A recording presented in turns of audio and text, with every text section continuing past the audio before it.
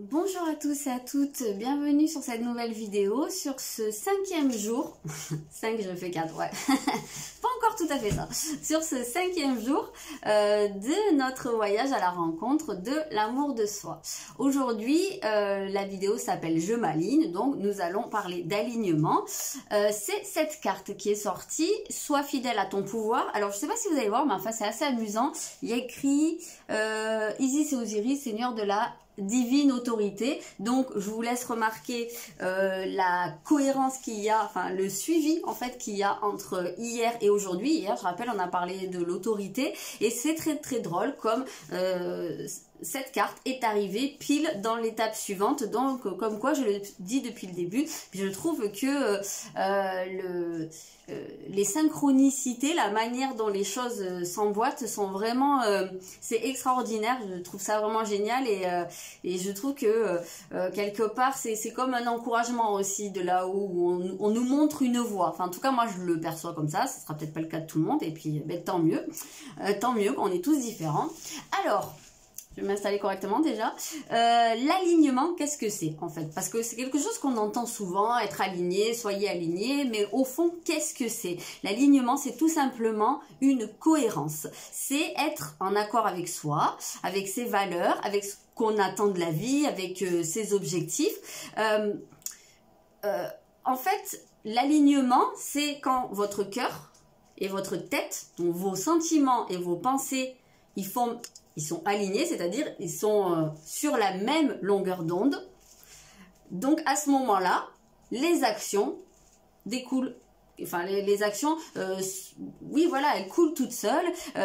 On agit de manière totalement naturelle parce qu'il y a une grande cohésion et ça va ensemble et ça va dans le même sens. Et du coup, on ne se pose même pas la question, ça sort tout seul.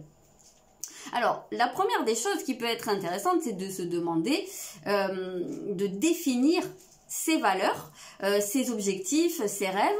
Alors, les valeurs, qu'est-ce que c'est? Parce que c'est aussi un terme qu'on utilise beaucoup, mais qu'est-ce que c'est que des valeurs?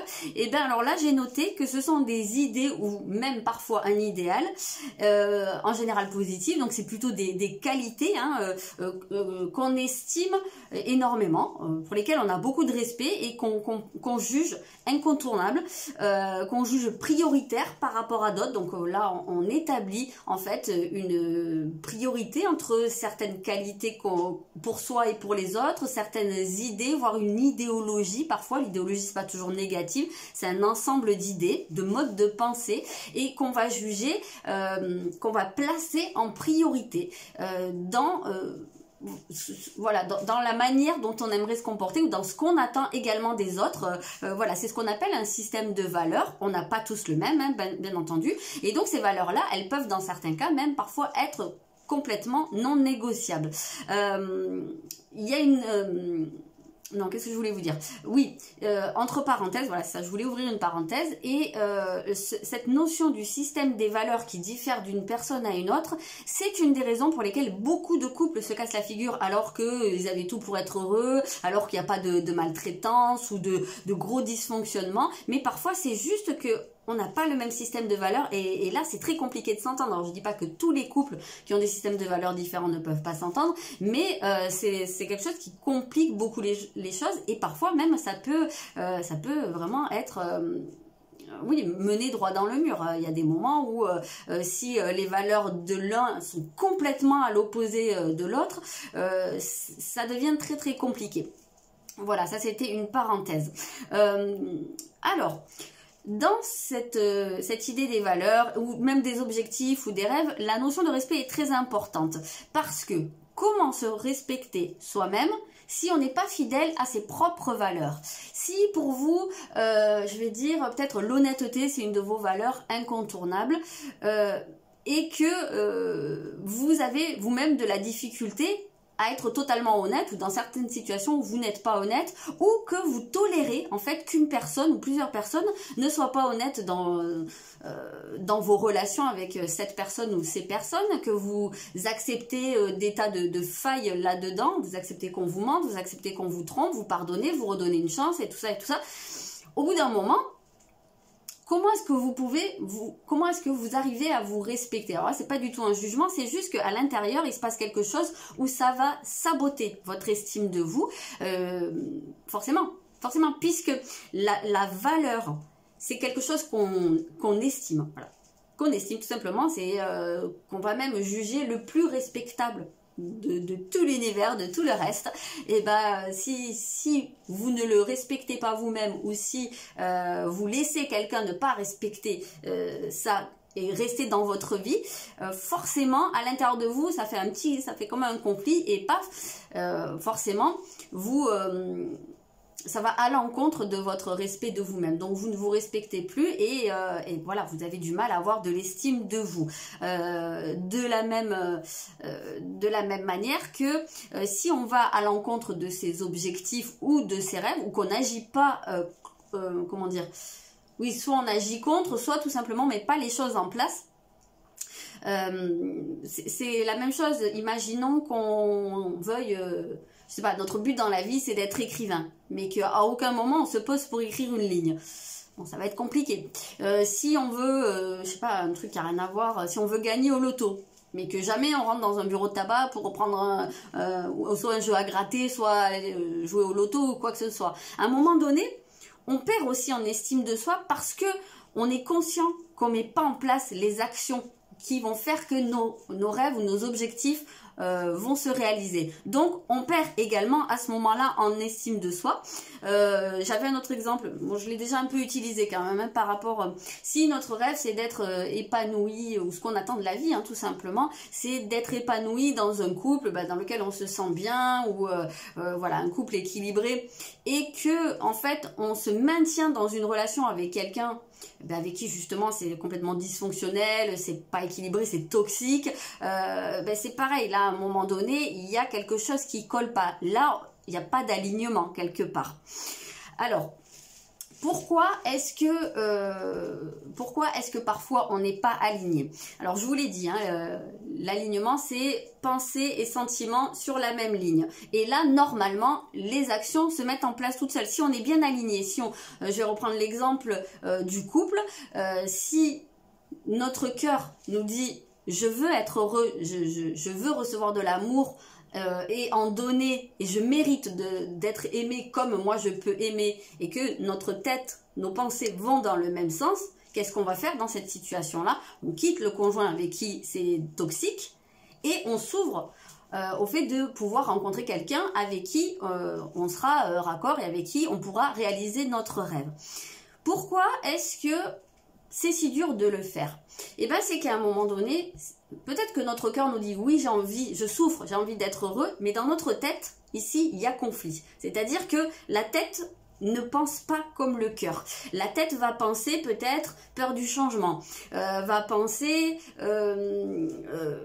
oui, et si tu trouves personne, ou la tête va peut-être penser ouais mais tu l'as mérité, finalement tu ne mérites pas mieux, vous voyez, et donc là il n'y a pas d'alignement. Vous comprenez, enfin, j'espère que c'est assez clair. Donc là, c'est important aussi d'aller travailler sur les modes de pensée et d'aller revoir tout ça. Mais donc, c'est pour ça que c'est important, en fait, là, de prendre un moment pour se poser et pour voir quelles sont vos valeurs, vos objectifs, vos rêves. Est-ce que je suis en accord avec ces valeurs? Est-ce que je fais ce qu'il faut pour accomplir mes rêves ou pour aller vers mes objectifs? Est-ce que tout ce que j'entretiens dans ma vie est en accord avec tout ça? Oui ou non? Pour quelles raisons est-ce que ça peut ne pas être aligné? Eh bien, soit parce que, comme je vous l'ai dit, là, au niveau du mental, il y a des choses qui bloquent, il y a des schémas, en fait, ou des programmations qui sont en train de bloquer. Donc là, ben voilà, reprogrammer. C'est pas facile, hein, mais déjà s'en rendre compte c'est important. Soit parce que ces valeurs ou ces objectifs ne nous correspondent pas ou ne nous correspondent plus. On peut se faire une fausse idée, se dire je sais pas, hein, moi ma valeur, je sais pas, reprendre le truc de l'honnêteté, et peut-être qu'on se dit depuis très longtemps, moi c'est voilà, c'est comme ça, c'est pas autrement, s'il n'y a pas d'honnêteté, et puis finalement en fait se rendre compte que on arrive très bien à dépasser ça, Et que peut-être on est à un moment de notre vie où c'est plus ça qu'on place en priorité et qu'il y a peut-être autre chose. Donc voilà, ça peut être parce que soit on s'est trompé toute sa vie, qu'on a cru qu'on avait certaines valeurs non négociables ou voilà, prioritaires par rapport à d'autres et que en réalité ben, c'était pas vraiment le cas. Ou alors c'est parce que ça c'est quelque chose qui a évolué. Et comme on est des êtres humains uniques, on est en perpétuelle évolution, remodèlement et c'est pourquoi nos objectifs, nos attentes de la vie, notre vision de la vie en général, y compris les valeurs, ont besoin d'être régulièrement révisés, voire mis à jour si ça ne nous correspond plus, mais au moins être sûr qu'on est toujours raccord avec ça. Voilà, ça c'est une première chose. La deuxième raison pour lesquelles ça ne se met pas en place, c'est peut-être aussi, parfois, on ne pose pas les bonnes actions. C'est-à-dire que peut-être que là et là, le cœur et la tête, c'est raccord, et puis ben, on a l'impression qu'on agit dans ce sens-là, mais peut-être qu'en fait, là, c'est un petit peu sur le mode d'emploi qu'on se trompe. Donc là, ça peut être intéressant aussi de se poser la question. Mais quand même, moi, je pense qu'à partir du moment où on est vraiment bien aligné, les actions, elles nous apparaissent comme évidentes. Donc, si vous avez l'impression que c'est pas les bonnes actions, c'est peut-être qu'il y a encore un truc qui cloche dedans. Donc vraiment, je vous invite, je vous le propose, hein, mettre ça déjà en place pour vous poser ces questions-là, faire un peu, ouais voilà c'est ça, la révision, la révision des je sais pas combien de kilomètres là, je suis nulle en voiture, mais voilà, faire cette révision-là pour voir où vous en êtes, ça peut être très très intéressant. Et ici ça nous amène au deuxième point dont je voulais vous parler, c'est de s'assurer que vraiment tout ce qu'on a vu plus haut, les valeurs, les objectifs, les rêves, de s'assurer que ce sont bien les vôtres et qu'ils vous appartiennent bien. C'est-à-dire que c'est vraiment représentatif de vous, de qui vous êtes, alors maintenant, à cet instant précis, et que ça ne vient pas, alors soit de transmission ou de conditionnement lié à votre culture, à votre éducation, à votre famille. Je sais pas moi, par exemple, vous pouvez venir d'une famille très très conservatrice, avec des idées voilà très très conservatrices, un peu d'une autre époque on va dire, et puis vous-même au fond de vous avoir comment dire, des valeurs qui sont très différentes, qui sont peut-être plus progressistes, mais vous mettez peut-être pas le doigt dessus, ça c'est vraiment un exemple, vous mettez pas le doigt dessus parce que vous avez été conditionné et que vous êtes persuadé que vos valeurs sont les mêmes que celles de votre famille, mais pourtant vous sentez qu'il y a un truc qui cloche et vous n'êtes pas complètement heureux. Donc ça peut être un exemple, ça peut être carrément l'inverse, vous pouvez venir d'une famille très très progressiste et au fond de vous, en fait, vous pouvez avoir des valeurs très conservatrices et du coup là à nouveau ça rentre en décalage et ça peut être ça sur plein d'autres domaines, pas que ce qui est progressiste ou conservateur. Là j'ai vraiment ratissé large, hein, je ne suis pas rentrée dans les détails, mais voilà, donc vraiment pouvoir vous assurer que c'est pas quelque chose en fait qui est imposé par les autres. Et quand je dis imposé, c'est pas toujours forcément imposé par l'obligation, parce que ça peut venir de quelque chose de très bienveillant, ça peut venir de bonnes intentions, ça peut être pas seulement par rapport à la famille, mais même des amis ou vraiment des gens qui sont là, qui vont vous conseiller, qui vont vous dire « Ah, mais pourquoi tu fais pas ça ?» Parce que vraiment, ça leur tient à cœur que vous vous épanouissiez, que vous vous sentiez heureux. Seulement, ils ont leur propre système de valeurs et leurs propres objectifs différents, leur propre grille de lecture en fait de tout ça, et vous avez la vôtre. Et en fait, ce qui vient de ces personnes, même si ça vous paraît être des bonnes choses, il se peut très bien que ça ne concorde pas en fait avec votre propre système personnel. Donc ça peut être intéressant vraiment de vous poser la question où vous en êtes en fait. Est-ce que tout ça, ça vous appartient vraiment, ou est-ce que vous êtes totalement indépendant, puisque c'est d'indépendance qu'il s'agit ici, ou bien est-ce que vous êtes encore un peu conditionné, ou est-ce que vous êtes encore dans cette optique de faire plaisir. Alors parfois ça peut être quelque chose de très très inconscient, ou ça peut être quelque chose vraiment parce que c'est dans l'air, c'est dans la société, ça vous parle, vous avez vraiment l'impression que c'est quelque chose qui vous correspond, vous avez envie d'aller dans cette direction-là, ou parce que c'est rattaché à un groupe de personnes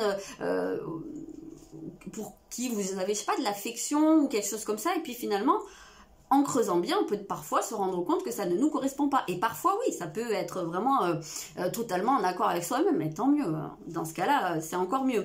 Mais c'est pour ça que je trouve ça intéressant. Ça nous renvoie en fait à ce qu'on a vu hier, par rapport à l'autorité, parce que ici on voit bien comment ça peut s'appliquer en fait de manière très pratique. Quand on a autorité par rapport à soi-même, on l'a vu hier, la question de poser des limites dans la bienveillance, ben justement ici c'est totalement le sujet, c'est-à-dire que si on sent que quelque part on cherche à nous imposer, alors soit par la force, par la culture ou par la culture d'origine ou enfin voilà, par beaucoup de trucs, ou par des choses qui sont très bienveillantes, parfois détournées, parfois de la manipulation, mais parfois pas du tout, parfois vraiment c'est juste par gentillesse, mais je le répète, ça peut arriver que ça ne nous corresponde pas. Donc c'est ici que avoir sa propre autorité, ça peut permettre de vraiment garder son espace personnel et être sûr que vraiment on est en phase, on est aligné justement.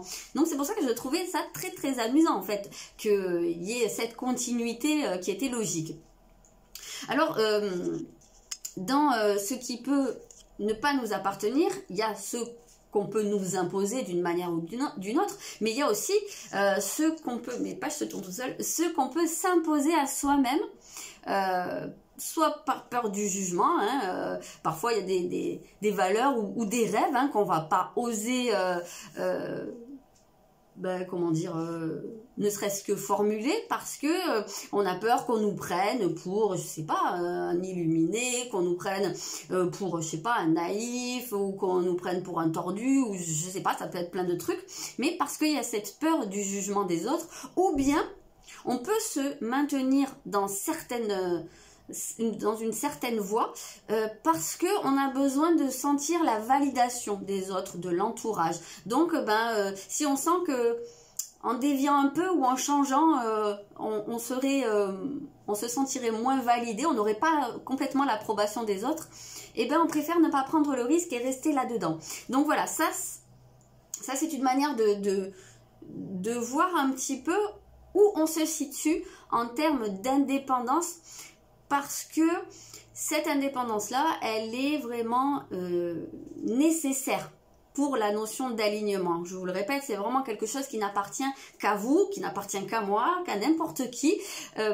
Donc, on ne peut pas être dépendant des autres à ce niveau-là. Il faut qu'on soit déjà nourri par soi-même et qu'on soit cohérent, tout simplement.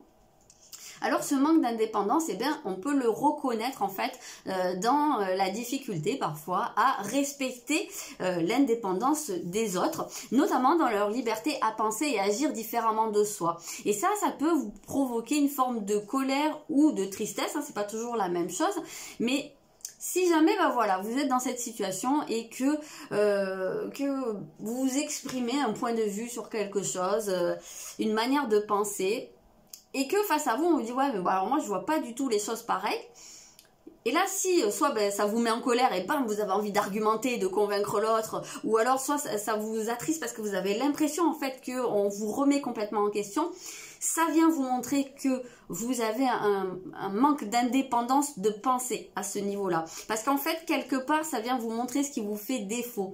Et là encore, vous voyez qu'on est à nouveau totalement dans ce qu'on voyait au niveau des déséquilibres du masculin et par continuité dans ce dont on parlait au niveau de l'autorité hier.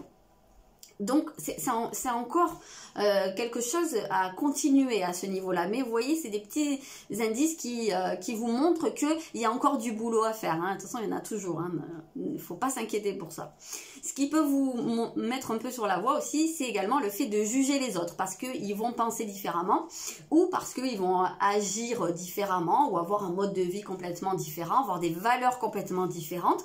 Je le répète, on est tous uniques. C'est pas parce que machin, il a pour valeur, je sais pas, la famille en priorité, le sens de la famille, ou que bidule, pour lui c'est la patrie à tout prix, alors que vous êtes carrément sur autre chose, que machin ou bidule ils sont moins bien que vous, ça c'est juste qu'ils sont eux, voilà, ils ont leur grille de lecture des choses, et puis vous avez la vôtre, c'est pas la même, point. Peut-être que vous n'êtes pas obligé d'être amis, vous n'êtes pas obligé de vous fréquenter, ou si vous vous fréquentez, on peut se respecter tout simplement, respecter le point de vue de l'autre, mais en tout cas ça ne vient pas vous remettre en question. Donc voilà, ça c'est des pistes pour vous poser des questions à ce niveau-là. Voilà, donc peut-être que vous pouvez, ben voilà, aujourd'hui vous demander où vous en êtes par rapport à tout ça, faire un point à ce niveau-là. Ça peut être très très intéressant. Pour terminer, j'ai noté une phrase que j'ai trouvée très très intéressante et qui dit que l'alignement, c'est être conscient qu'on est le seul responsable de son bien-être, de sa guérison, de son évolution et des décisions qu'on prend. Je vous laisse méditer là-dessus et je vous dis à demain.